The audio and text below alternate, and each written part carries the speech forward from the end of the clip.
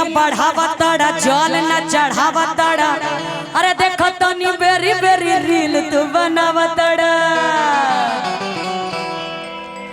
अरे जल न चढ़ावा तड़ा डर न बढ़ावा तड़ा। अरे देखो तो नी बेरी बेरी रील तू बनावा तड़ा। चढ़ते सावन भक्ति के मजा मारे अइला तू सेल्फी खींच अइला हो कि जलवा ढारे अइला हो। तो बताइए क्या करने आए हैं?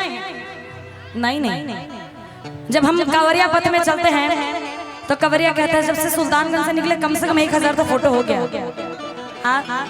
जब कटोरिया पहुंचता है तो कहता है कम से कम 1000 फोटो हो गया। तो उसकी पत्नी कहती है क्या तू सेल्फी खींच अइला हो कि जलवा डारे अइला हो। जरा उठाइए दोनों हाथ और चलते हैं बाबा की नगरी झूम के। कैसे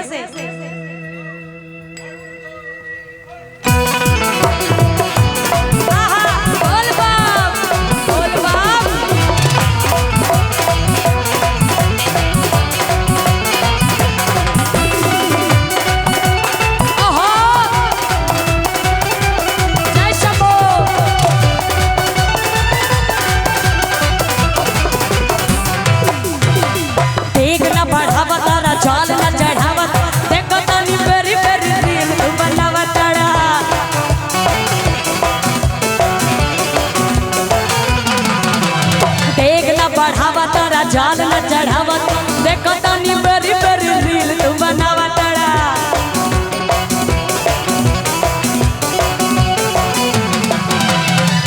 चढ़ते सावन भक्ति के माता मारे अइला हो तू सेल्फी खींच अइला हो कि जलवा ढारे अइला हो। तू सेल्फी खींच अइला हो कि जलवा ढारे अइला हो। जय हो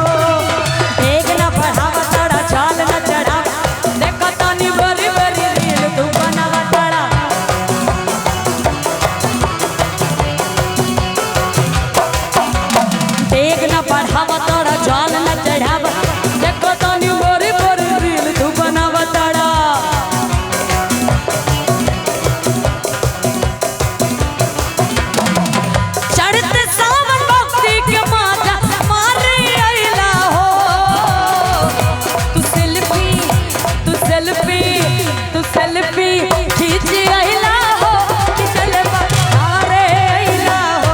तू सेल्फी खींच अइला हो कि जलवा ढारे अइला हो। तू सेल्फी खींच अइला हो कि जलवा ढारे अइला हो।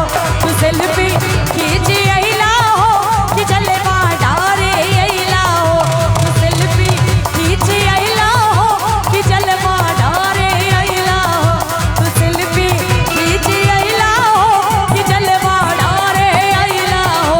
ओ जलवा ढारे अइला हो। ओ जलवा ढारे अइला हो।